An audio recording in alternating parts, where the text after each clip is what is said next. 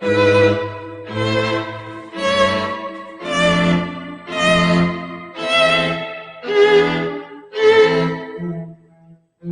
everyone, it's Marc Sabatella from Mastering MuseScore here, and welcome to the Music Masterclass. This is my regular Thursday series where we talk about making music, composition, arranging, playing by ear, improvisation, everything having to do with the creative act of making music. So as we've been doing for this month, we're working on a project involving creating sheet music for an existing song where we're learning it by ear, processing what's going on, figuring out how to translate it to the piano, etc. So, good morning, everyone. Good afternoon, wherever you're coming from. I noticed there's relatively fewer people here than usual, and I don't know if there's some sort of technical issue getting in today. I didn't have anything unusual going on at my end today, so I don't know what that's about, but maybe just the way it is. So let's get into talking about these chords and rhythms of the song that we've been looking at. And I've got a couple people have submitted some things for us to look at. And also, I'll have my own things. But if anyone wants to just like type in or, post a link or something to anything you've got here in the chat, go ahead and let me know what you've got. But I want to talk about the chords first. We'll see if we can talk some about chords today, some about rhythm. So we'll take a look at the chords, and what I want to do is take a look. There's a couple people who had posted some things, and I want to see where they are. These were questions. It was in here. Steinar has a version of it. And Colleen, you've got some chords here as well. So yeah, let's take a look at these. I'm going to take a look at your PDF, Colleen, and see what we got going here. And what I'll do first is play through the introduction, verse, and chorus of the actual piece, and then we'll come back and start talking about the chords. All right. So here's the actual piece, and I'll start at the beginning. Whoops. Here we go at the beginning.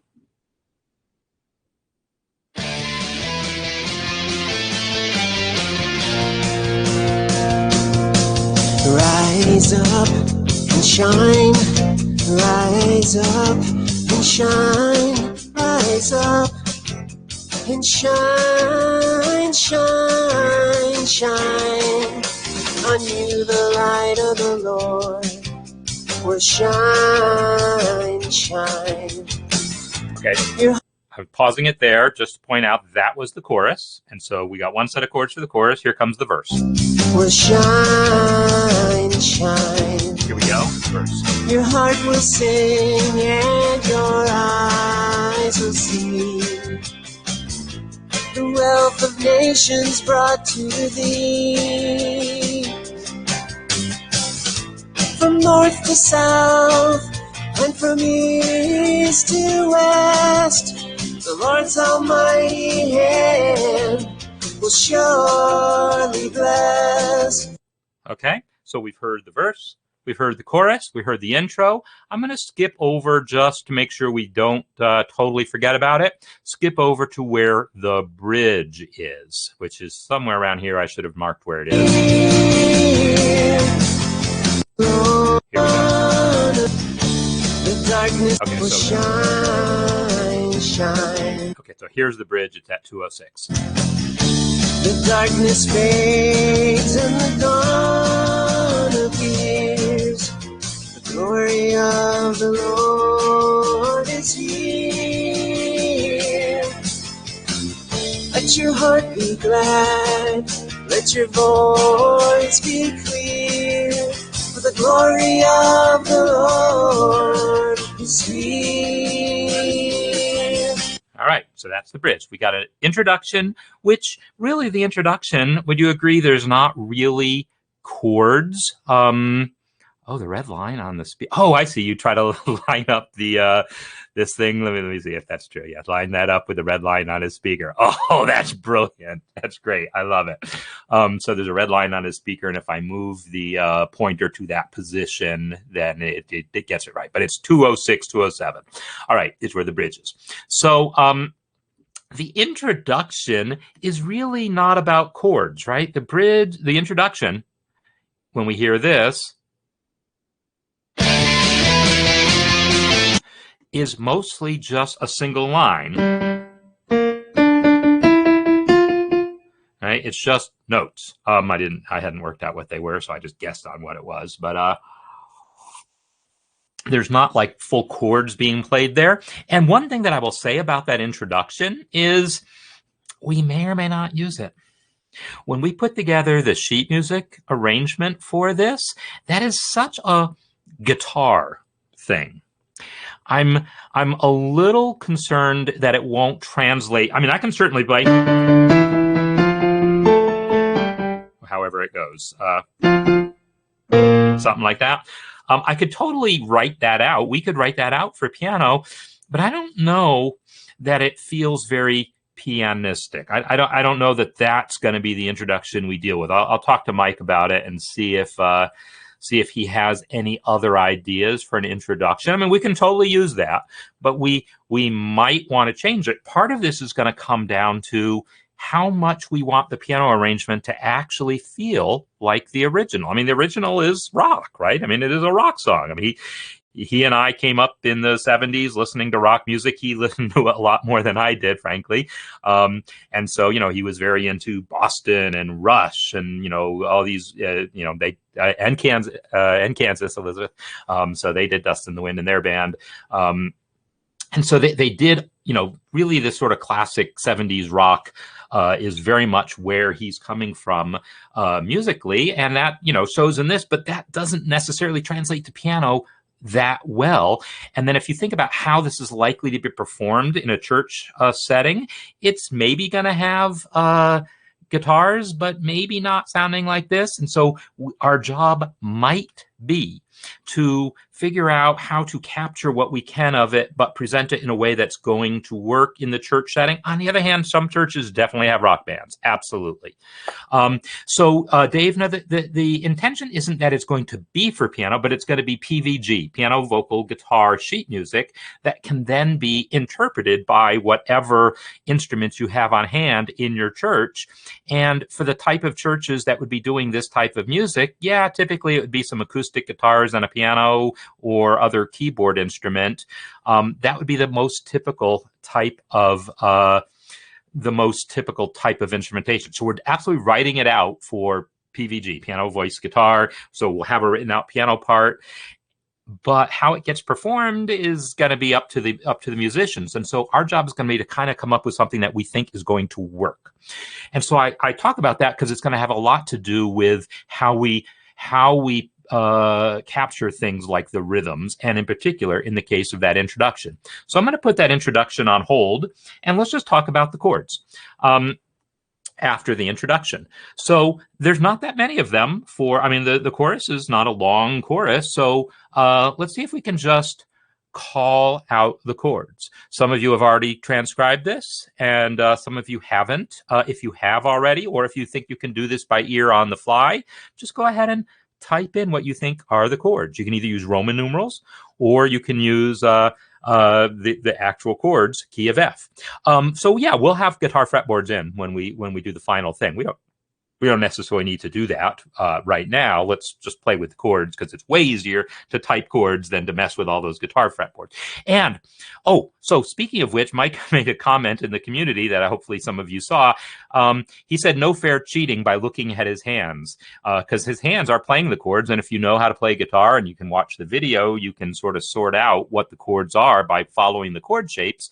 On the other hand, if you don't play guitar, you got to do like me and say, well, gee, this fourth finger is on what appears to be the fourth string at 1, 2, 3, 4, 5, 6, 7, 8, 9, 10th fret. Oh my God. So it's the 10th fret of the G string. I'll count up 10 half steps. 1, 2, 3, 4, 5, 6, 7, 8, 9, 10. Oh, that finger must be playing an F. And then I would have to do the same for each of his other fingers on each chord. I am not going to be figuring out chords that way. But someone who can just look at that shape and go, oh yeah, I know what that chord is. They might well be doing that.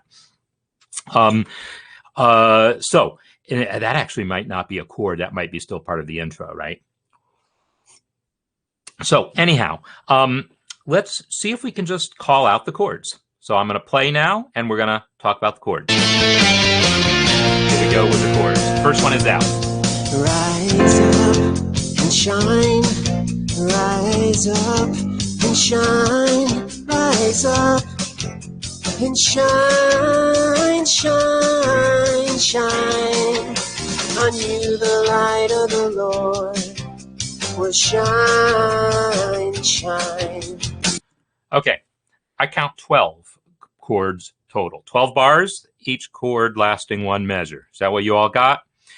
And most of those were 1, 4, and 5, right? So I'm going to call out the numbers when we have a 1, 4, or 5 and see if we're all in agreement about those first.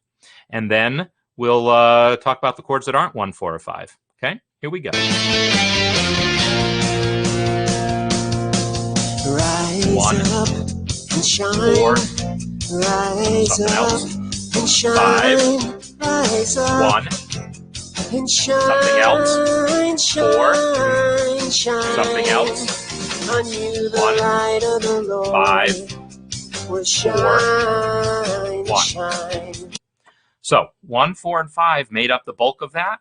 We had 1, 2, 3 chords total that weren't 1, 4, or 5. Is that all? Is that all? Let's hear it again and see if I'm forgetting one or what here. I mean, this time I'm only going to call it the mystery chords, and I'm going to number them. Rise up We're good? and shine. We're good? Rise Mystery up chord number 1. and shine. Rise up and shine. Mystery chord number 2. Shine, shine. Mystery chord number 3. On you the That's light of the Lord will shine, shine. So, by my reckoning, there's 12 bars there. Each is one measure. Each is one chord. Of those 12 measures, 9 of them were just 1, 4, and 5. And there's 3 mystery chords. So I called out the 1s, 4s, and 5s when we encountered them, and hopefully maybe you would agree on there, and I gave you kind of some guidelines about how to maybe figure that out, listening to the bass, or just even playing the chords on the piano or guitar along with the recording. I want to call attention to one thing about these chords before we talk about the mystery chords.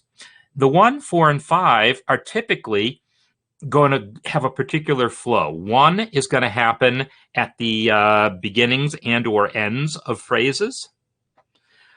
5 is going to happen typically at the ends of phrases. 4 is going to typically happen, could be multiple places, but maybe often right before 5. Because 4 is sometimes called a predominant chord. Let's see to what extent what I just said is actually true. So when I talk about phrases, I'm going to divide that song up into 4-bar phrases, all right? And let's hear it in 4-bar phrases. Here comes the first phrase. 1, 4, mystery, 5. So our first phrase had exactly that form that I mentioned. It started with the 1 chord, it ended with the 5 chord, and had the 4 chord in there somewhere before the 5 to kind of set it up, right? Let's move on. Second phrase starts with 1, has 4 somewhere in the middle, and then has a mystery chord, right? The last phrase, 1, 5, 4, 1. So that last phrase starts and ends on 1, which I would expect for a last phrase of a song, at least to end on 1. Doesn't always have to start on 1, but it definitely ends on 1. But it did something that's not unusual, but noteworthy. It went 5, then 4, right? That last phrase shine, shine. Listen again. Here we go. 1, 5, 4, 1. 1, 5, 4, 1. So that 5 going back to 4, sometimes that's called a regressive progression or regression because it's a little backwards from how we normally think of things. When I said that 4 is normally a predominant chord that's used to precede the 5. But the thing is, rock music is very heavily influenced by blues music, and blues music uses that 5 to 4 pretty often. So yes, when 4 goes directly to 1, that would be called a plagal cadence. But even so, normally in most plagal cadences, that 4 isn't immediately preceded by a 5. So this 5 to 4 to 1, Mozart doesn't do that a whole lot. 5 to 4 to 1. You don't find that a ton in classical music, but it's absolutely all over the blues. It's the last phrase of a blues is typical. I mean, in the most stereotypical generic blues progression, the last 4 bars of a blues, which by the way is 12 bars, just like this piece. This piece isn't otherwise in a blues form, but as a rock piece, it's steeped in that tradition. And one of the ways we hear it is a 12-bar progression. And the other way is we hear this 5 going to 4 and then back to 1. So that's kind of coming to us from blues. All right, so now let's talk about the mystery chords, which I see there's some good answers coming in. Joanne says that 1 is a G minor. She's absolutely right. And Colleen is absolutely right that it's related to 4. And Graham is absolutely right in pointing out that there is a secondary dominant here, and he's saying 5 of 6, which is correct. And so we'll talk about that. Those are 2 of the mystery chords. All right. So let's talk about these mystery chords some more. So the first one, and I'm going to do the thing that I did in the lesson, if those of you who watch can have seen this before, but here we go. That mystery chord in bar 3. Here's the 1. Here's the 4. I'm playing a 4 chord while he's playing the mystery chord, and they're compatible, right? Here's 4. There's me playing 4 while he's playing something else. Well, even without doing the math then to figuring out what's going on, what chord is he actually playing, what bass note, if it sounds kind of like the 4 but isn't, it's probably 2. That you can, pretty well take that one to the bank. If it sounds like 4 but it's not, then it's probably 2, because 2, G minor, and B flat major are both what are called subdominant function. They have those 2 notes in common, the B flat and D. So if you're hearing those 2 chords and said, gee, they sound awful similar, what's going on? That automatically tells you they're probably 2 related chords like that, and 2 and 4. If we know one of them's 4, the other one's probably 2. So that's that one. So now let's listen to Graham's bar 10, the 5 of 6, and I'll assume I'm not counting measures, but I know exactly which chord he's talking about. Here we go. 1, mystery, going to 4. So it's 1, mystery chord, and then 4. So Graham is saying that is 5 of 6, which is absolutely correct. So what he means by this is 1, D minor would be 6, right? So D minor is 6 in the key of F minor. 5 of 6 would be A. So A going to D. That would be like 5 to 1 in the key of D minor. And I think, Colleen, earlier you mentioned, oh no, I just saw your chord and it said A7. So whether it's a triad, an A triad, or whether there's a 7th on there, jazz people like you and I are going to hear 7ths everywhere. I don't think he actually plays one, but I'm not going to worry about that. It's all the same chord. So normally I would expect that A chord to go to D minor. Then we would have 5 to 1 in D minor. And so that analysis that this is 5 of 6 that would normally go to 6 is absolutely correct. But it doesn't go to 6, right? It goes to B flat. It goes to 4 in this case. So here's what's happening there. Someone give me the word for what that is.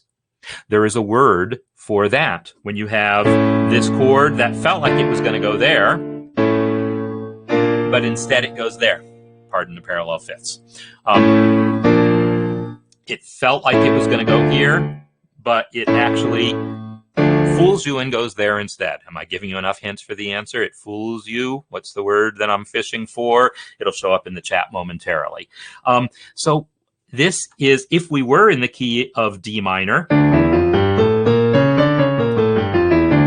that would be like having, instead of 5 to 1, it would be 5 going to 6 or flat 6. Deceptive cadence, absolutely, Dave. Thank you.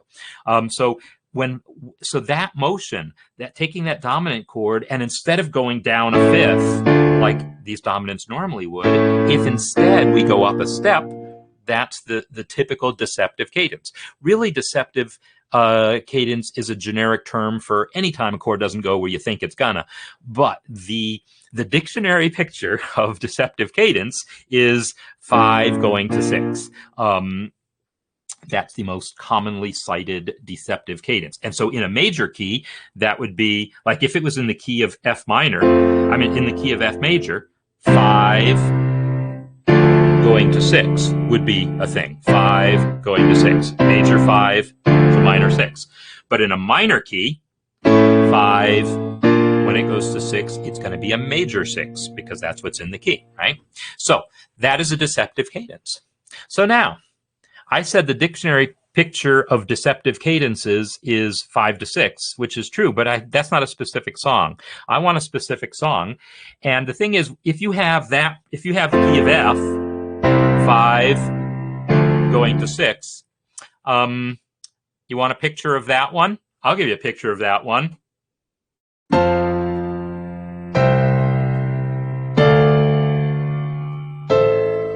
you heard that song before? Maybe not in that key. In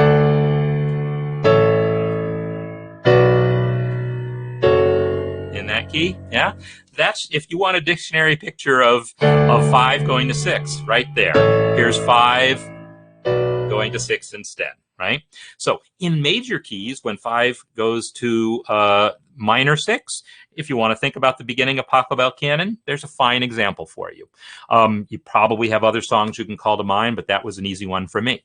But what about this case, where this is really, this is a specific situation. This isn't just minor key 5 going to flat 6 here. This is specifically the 5 of 6 going to 4. Right? It's this very specific thing. It's the key of F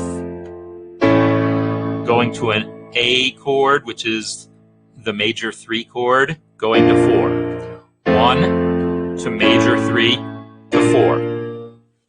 I want a song for that. This one obviously does that.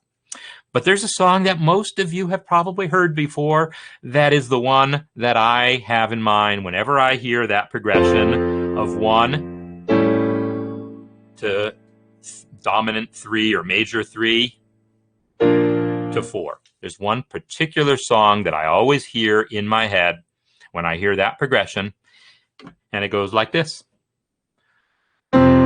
Someday my prince will come, right? That's the one. Disney, Snow White, right? So someday my prince will come. And I don't know that it always goes exactly like that. Different harmonizations exist. But in any case, that is the version of that progression. And it's actually like a 3-chord. The melody note is this augmented fifth, which is part of the sound of that progression often when it happens, going to 4. So yeah, he's in that second phrase there, he's essentially using the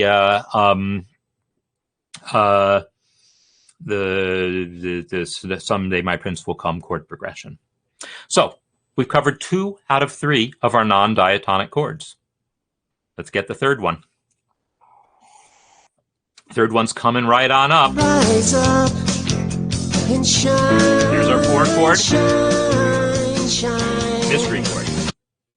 What was that mystery chord? There's the question. What's that mystery chord? No one has named it yet. Colleen, I know you've got a version of it. Steiner's got a version of it in the chart. But before I look at what you came up with, I want to know what anyone thinks that chord might be. I also want to make sure that you're all here because hasn't been a comment in a little bit since I mentioned. So Steinar is calling it B flat minor, and I hear it that way as well. It's a minor chord for sure. It is a minor 4 chord for sure. And this is part of why I brought up Billy Don't Be a Hero the other day, because this song had something in it that reminded me of it, not just the mere existence of a minor 4 chord or a minor 4 chord like sound. We're going to talk about that in a second because it may or may not literally be the minor 4 chord. And Elizabeth, when you say minor 4 6, I assume, actually I shouldn't assume. Do you mean that 6 to mean first inversion, or do you mean that there's a 6th on it? Because in fact, they're both right. That the way he's playing that chord is in first inversion, as far as I know, and it also has a 6th on it. So, yeah, there's a couple things going on with how he plays that chord, and more on top of that as well. So the minor 4-ness of it, it's in there, it's in the mix, but there's some specific things going on in terms of how he inverts it and how he voices it. But there's another thing that I thought was sort of significant and why it reminded me of Billy Don't Be a Hero. And it's this thing. So I'll play Billy Don't Be a Hero in this key. Billy, don't be a hero, don't be a fool in your life. Billy, don't be a hero. And as he started to go, she said, Billy, keep... No, so I got to play it actually in rhythm. And as he started to go, she said, Billy, I keep your head low. Billy, the rhythm stops right there, right? And Billy Don't Be a Hero, the rhythm stops at that point. They're, got the guitars going, they got the drums going. And as he started to go, she said, Billy, keep your head low. And drum stop, bass stops, rhythm stops, and then there's a little fill going into the Billy Don't Be a Hero, right? So that rhythm stopping there is part of the sound of that song. I'm not saying every time a minor 4 chord happens, rhythm stops to make room for it, but it is a thing. And check out what Mike does. The rhythm doesn't stop there, but something interesting does happen. Let's come back and listen to that again and check it out. Shine, shine on you. Right? He's been doing this more subdued, muted guitar thing. I'll play the whole chorus again. He's been doing this more subdued, muted guitar thing, and then suddenly on that chord, it opens up the sound. Wang, wang, wang, wang, wang, wang, wang, and you hear each 8th note played clearly with sustain. So it's a different sound on the guitar than we've had. So it's serving the same function. Not harmonic function, but serving the same rhythmic function as that stop time that happens in Billy Don't Be a Hero. Here, it's a twang sound. So yeah, let's listen to that in context. Rise up and shine. Hear how subdued these chords are? No sustain on them at all. And shine, shine, shine on you. That's like he's going chunk, chunk, chunk, chunk, chunk, chunk, and then tang, tang, tang, clang, clang, clang, clang, clang, chunk, and then back to the chunks. So that clang, clang, clang, clang, clang, clang, clang is this change in the rhythm of what's going on there, right? So this is a thing that relates it to Billy Don't Be a Hero in mind. Yes, that's Mike's song. It is Mike's original song for sure. It relates it to Billy Don't Be a Hero because it also has that minor 4 chord with a rhythmically significant event going on there. And it's not like those are the only 2 songs in the world that do it. I guess the point that I would make is that minor 4 chord really is sort of a significant chord in itself that often invites something to go on rhythmically with it to call attention to it. Something about either stopping the time, changing the rhythm. It's something that kind of goes with that sound. So let's also talk then about this inversion and voicing business. So Elizabeth points out that it's in first inversion, and you can hear that by listening to the bass. I'm going to try to follow the bass line. Shine, shine on you. Is something like that in the bass part there. Shine, shine, shine on you. And then back down there. So the bass is on a D flat. So the chord there would be a B flat chord, a B flat minor chord in first inversion.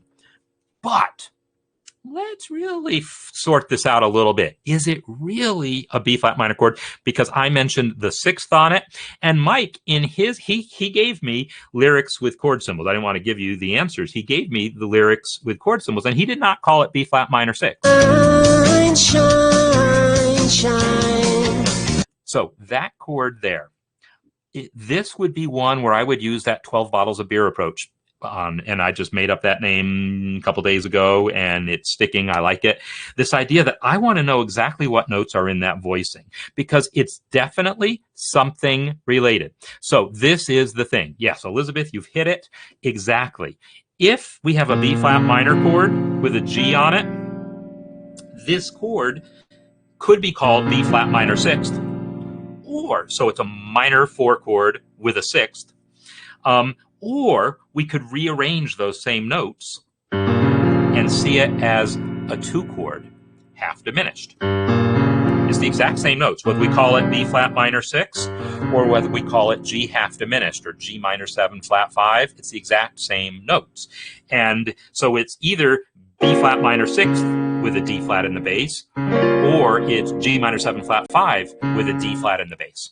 Now, Elizabeth, you're just saying diminished. You're not saying half diminished 7th chord.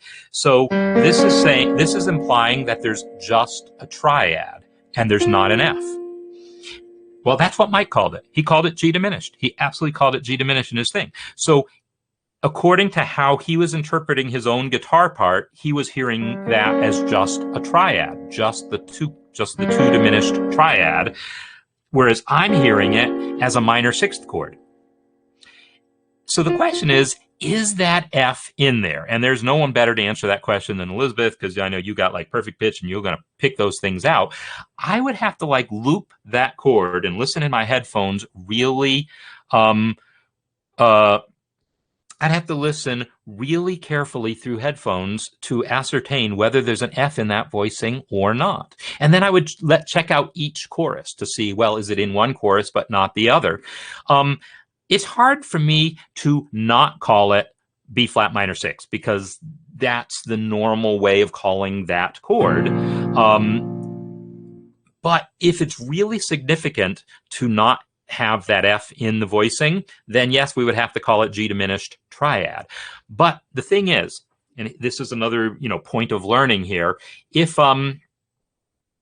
you write just G diminished as a chord symbol, especially to jazz players, but really to just about anyone, we are typically going to complete that into a 7th chord, into a fully diminished 7th. If you write G diminished, someone somewhere is going to put an F flat on it and call it and make it a G fully diminished, because that is what we typically do with diminished triads, is we complete them into fully diminished 7th chords when we are taking them out. So here we have to make a distinction between technically what's in that chord and how we typically voice them.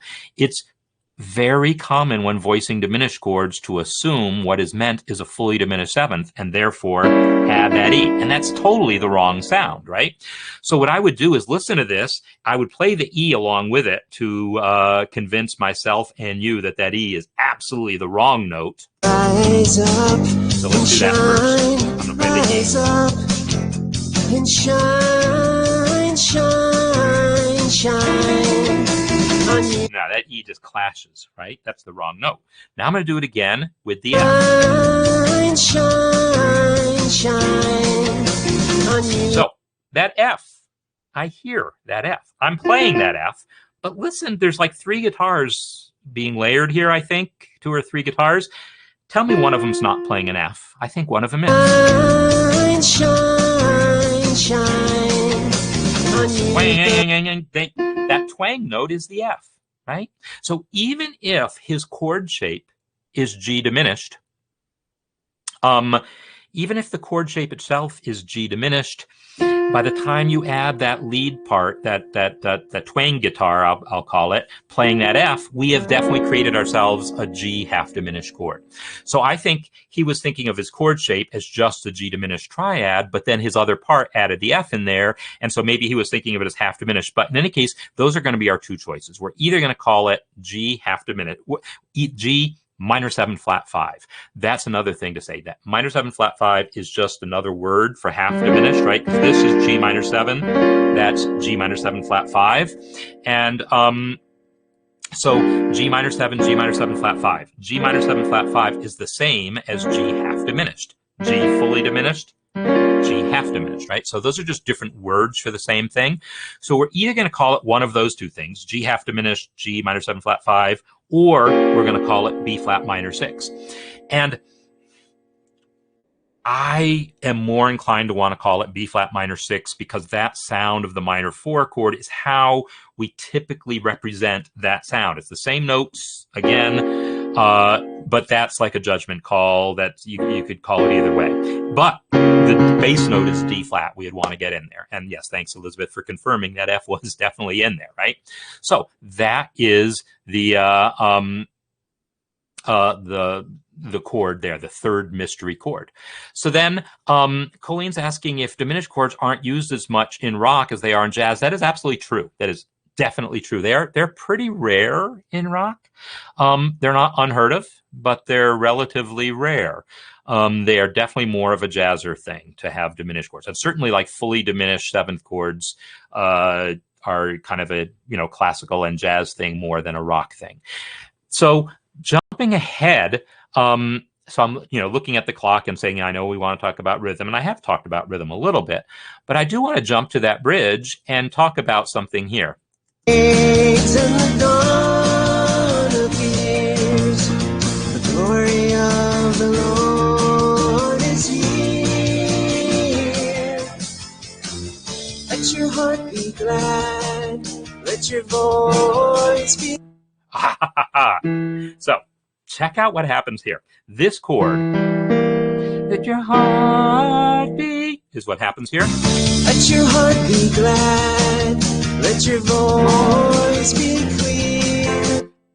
Voice be clear, voice be clear. What's happening in the chord is an E diminished chord going to F. And it does sound slightly like, oh, this is unusual for rock, right? To have that 7 to 1 in the key of F, diminished going to 1. But let's listen to the bass there. Be glad, let your voice be clear. I heard boom, boom. The bass doesn't stay on the E. It goes down to a C. Let your heart be glad, let your voice be clear. So that thing that is kind of an E diminished chord as far as the chord voicing, the bass tells me no, it's a C7. And that is what is typical. It's not atypical for a chord voicing to focus on the upper part of that chord, right? To have just the third, fifth, and seventh, especially ukulele chords, right? Ukulele chords, because you only got 4 strings, we often have to dispense with the root and assume someone else has got that covered. But in any case, that is what is going on here. There's this E diminished chord in the chord voicing, but the bass player completes it to say C7. Just like earlier, he had a G diminished, but the lead guitar completed it to make it G minor 7 flat 5. So Trouble Is My Middle Name is not a song I can bring to mind. So but I'm going to take your word for it, Elizabeth. But You're in My Heart, I totally can imagine. And that one, I can totally hear exactly what you're talking about, that fully diminished chord. Everyone can go check that out later. But I can totally, I haven't heard that song in a little bit, but I can totally imagine. I know what you're talking about with that diminished chord. So, yeah. So as far as the use of diminished chords, what will often happen is you have a shape that is a diminished chord shape in a guitar, but something else going on either in the bass or say in the melody or in another lead instrument will complete that diminished triad and either turn it into a half diminished chord or a dominant seventh chord, depending on whether you're adding something on top or the bottom. So those are common things. So cool. Yeah, some good things came of that. So I want to quickly, hopefully, run through the verse and bridge and point out they're largely the same. Did anyone pick up on that? There's my question for you. I'm going to tell you that the verse and chorus are largely the same. And then, not verse and chorus, sorry, verse and bridge are largely the same. They sound very different, but they're quite related. So let's check that out.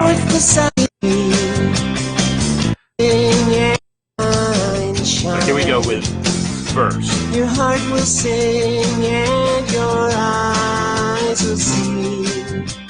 So that progression happens a few times.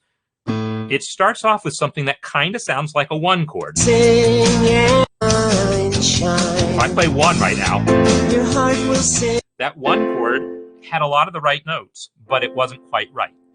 So just like when I hear something that kind of sounds like 4, but it's not quite right, it's probably 2. If you hear something that kind of sounds like 1, but it's not quite right, well, it's probably either 3 or 6. Those are the chords that have the same tonic function as 1. And in this case, it's A minor. It's the 3 chord.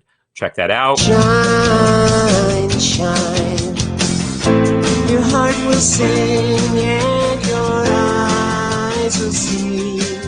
Right? So 3, your heart, 1 to 5, right? So the mystery chord there was the A minor chord. You all got that, right? So check out the bridge. The darkness fades and the dawn appears. So what happens here? D minor to E flat to B flat. I said it's largely the same. Again, I'll wait for the chat to catch up by stalling a little bit, give you a chance to put in the answer. What do I mean by that? They're 3 totally different chords. What do I mean if they say they're kind of the same? A to B flat to F versus, A minor to B flat to F versus D minor to E flat to B flat. Well, what do they have in common? It's the same progression transposed. Good job, Colleen. Yeah, this guy in the key of F is 3 to 4 to 1. In the key of B flat, this one is 3 to 4 to 1. So the bridge is basically the verse chords transposed. And if you have any doubt that we've actually moved to the key of B flat there, I want to call your attention to something else here. The darkness fades and the dawn appears. The glory of the Lord is here. We get an F chord there. I can hear that as 5, even though that's the 1 chord in our original key. I can totally hear that as 1 going to 5. Now, have we really modulated the B flat? No, but we're borrowing from B flat. We're temporarily tonicizing B flat. If you want to say that we've modulated for a few bars, you can. The distinction doesn't really matter that much, but that F then gets to. Yeah, anyhow, that's I should do that with the right melody. The dawn appears, the glory of the Lord is here. How that phrase would feel finished to me. If it came back to B flat, it would finish. So that's what happens there, and then we get that phrase again. And then here's that mystery chord, and that's how he gets back to F. He has that same in the key of B flat, 3 to 4. But now, instead of going back to B flat, he's like, yeah, I need to make my way back to F. How do I want to get to F? I want to give it a 5 chord. So he gives it a 5 chord, and he does that fancy thing of making it a diminished chord on top. But the bass part knows it's really a C7.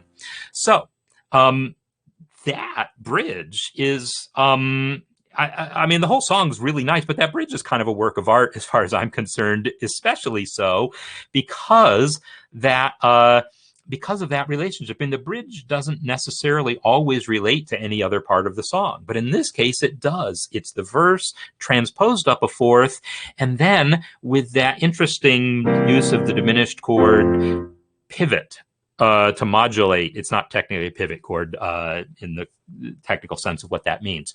So, but it's a chord that, you know, he's been moving up by step, and he is still moving up by step. It's like we have an E flat chord, and then we just move the bass note up, and then the bass goes, hey, wait a minute, I'm going to do this too. And then it goes up. So it's a stepwise motion that brings him to F, but it manages to bring in this 5-to-1. So yeah, I think that's really an interesting chord progression. And when I think about other songs that have bridges, this is very often the case, where the chorus and the verse are often very harmonically straightforward, and the bridge is often where unusual things happen. Modulations, double modulations, where it modulates to one key, then modulates to another key before coming back. All sorts of things like that often happen in bridges. So any case, that's what's going on here.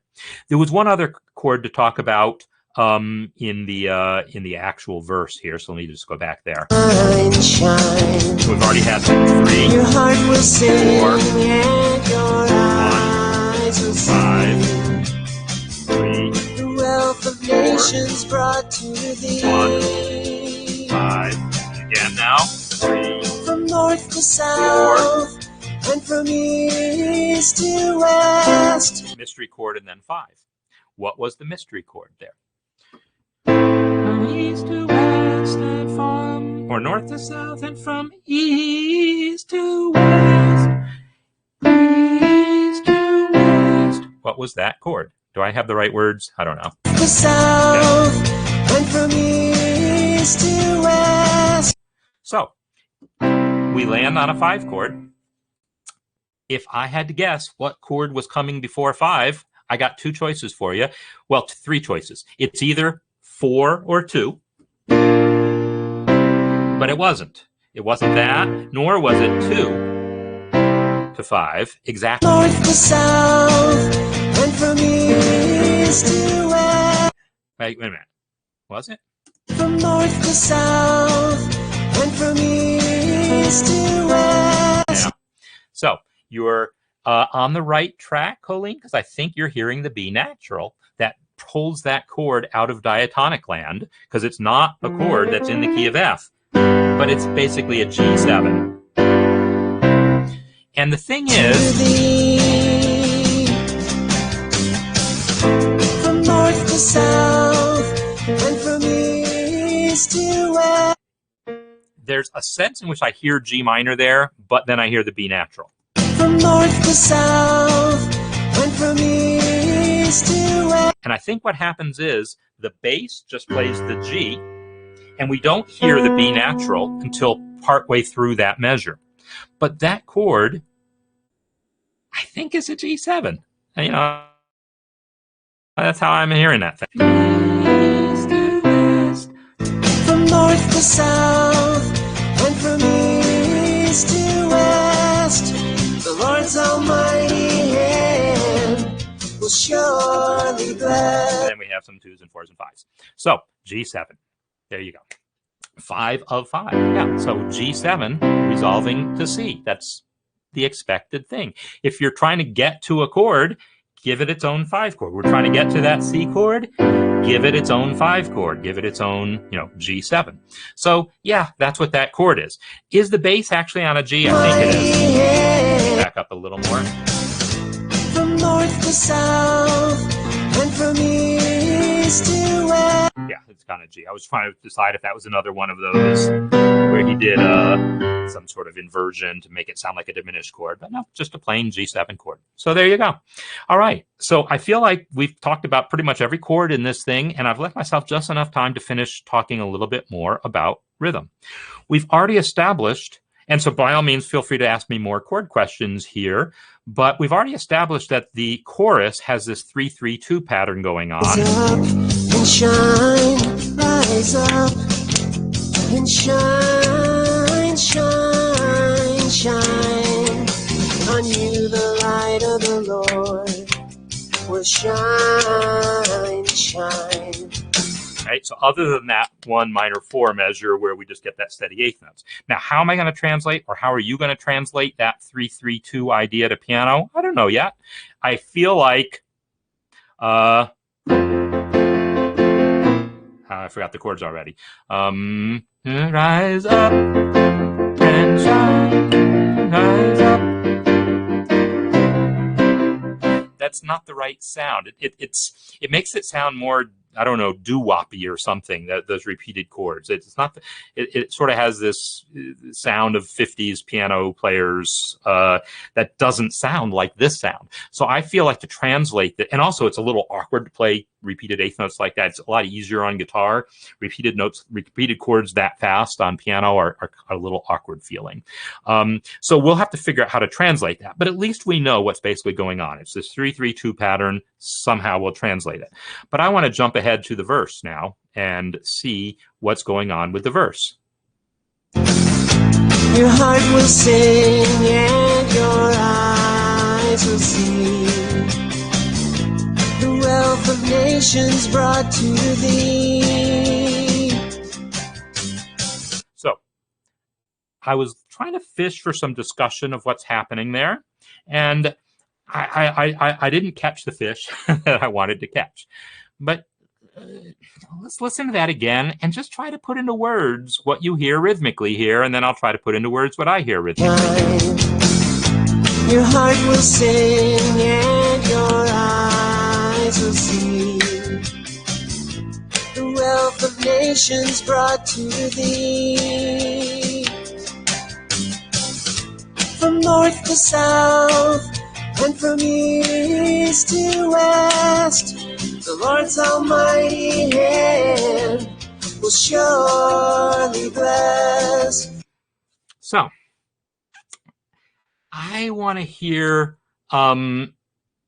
your thoughts on how to describe that rhythm. And yes, Colleen, you're right. I saw your thing and you wrote it first, quarter note triplets.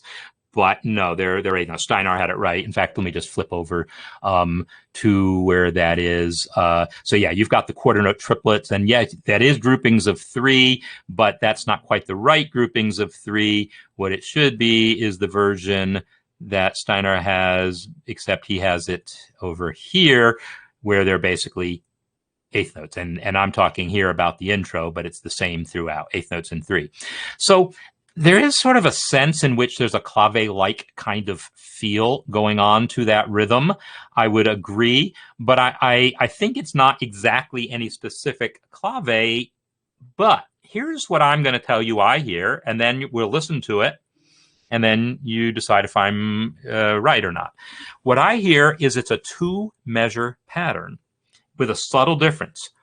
One of the measures goes 1, 2, and then blah, blah, blah, blah. But it has a strong 1, 2. The other pattern anticipates that 1 by half a beat, puts it on the and of 4. So I hear 1, 2, and 2. 1, 2, 3, 4, and 2, 3, 4. 1, 2, da, da, da, and 2. Da, da, da, da, 1, 2, da, da, da, and 2. It's not necessarily exactly that precisely imitated, but listen to it and I'll air clap along with it and see if you don't agree that it kind of lines up. Shine, shine. Your heart will sing and your eyes will see 1, 2, the wealth of nations brought to thee. 1, 2, and 1, 2. From north to south and from east to west, the Lord's almighty hand will surely bless. So I think by the end of it, it becomes all 1, 2, or mostly 1, 2. But at the beginning, that is what I'm hearing. At the beginning of the verse, I'm hearing 1, 2, 3, 4, and 2, 3, 4. 1, 2, 3, 4, and 2, 3, 4. And you can hear that and happen both in the guitar and in the bass, maybe in the drums also. Will shine, it out. Shine. 1. Your heart will sing and your eyes will see the wealth of nations brought to thee. From north to south. So 1, 2, 3, 4, and. So my description of the rhythm there is that. Does that make any sense? It does to me. And again, not sure what that's going to mean in terms of how I play this on piano, but that is my perception of my whittling down, of my distilling of all of what's going on between the bass and the drums and the guitar, is that it's based on that pattern. 1, 2, and 2, 1, 2, and 2. And that pattern kind of repeats. And so Steinar, let me look at yours again, because you've got a really nice transcription here of, obviously more going on than just the melody, because you've transcribed a lot of the rhythms. So your heart will sing, and sing is on the beat. And your eyes will see, and that see is anticipated a little bit. So that idea that there's some notes that are on the beat and some notes that are off the beat, this is what relates it to what Colleen's talking about with a clave pattern, without getting into all the whole underlying theory of Afro-Cuban rhythms. There's a typical pattern here, and so Joanne, this will hopefully answer your question. A typical clave pattern is what I'm about to clap out. Ready? 1, 2, 3, 4, 1. Bump, bump, bump, That's a clave pattern. It's a particular pattern involving 5 claps, group where the first measure has 2 claps, the second measure has the tercio rhythm of 1, has that rhythm. And so the rhythm of the melody kind of lines up this way, the way Steinar's written it here. We have this note on 3, and this measure here is that tercio pattern. Bum, bum, bum, bum, bum, bum.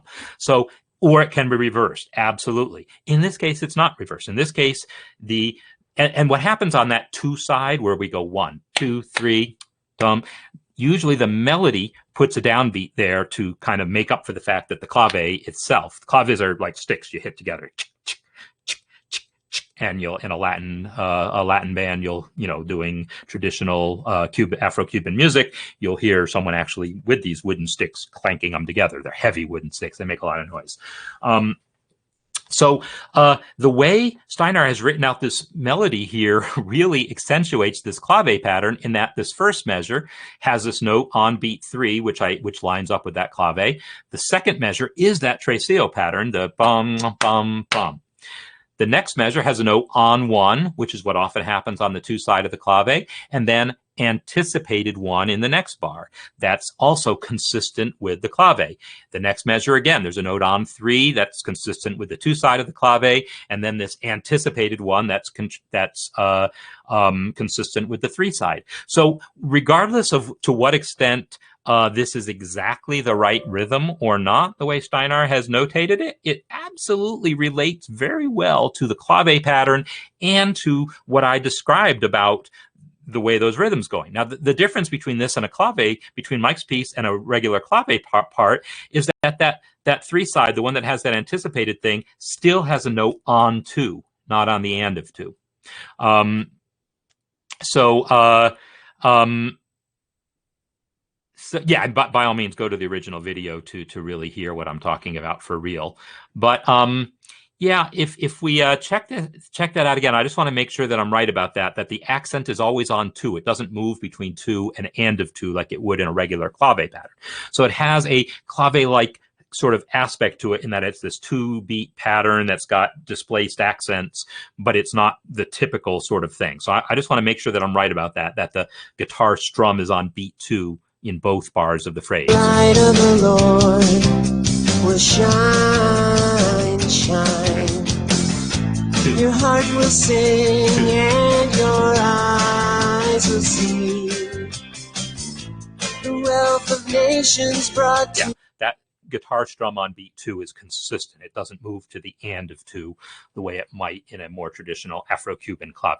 So yeah, there's no reason to expect it would be an Afro-Cuban clave, but that principle of these 2-bar patterns and this relationship between notes on the beat and notes off the beat, again, this is pervasive in the same way that 5 going to 4 is pervasive in rock music. You don't have to have learned about Afro-Cuban patterns to have this sort of instinctive, intuitive feel for how syncopation works, and you'll keep coming up with patterns that feel like the patterns you've heard before, which are often based on some Afro-Cuban rhythms. So Afro-Cuban rhythms inspired early jazz, which inspired R&B, which inspired most modern rock. So yeah, that path is there regardless of how conscious anyone is of it. And yeah, if the audio isn't coming through as well as we might like, then sorry about that, but then hopefully you can go back and check it out yourself and figure these things out. All right, well, we talked about harmony. We talked about rhythm. The rhythms on the bridge, very similar also. So keep that conversation going. See if there's other things you do discover about those rhythms. If you do want to talk more about the bridge, if there's any chords we didn't cover. And then next week, we'll talk more about tying it all together. But I feel like, yeah, we learned a lot about this piece in this session.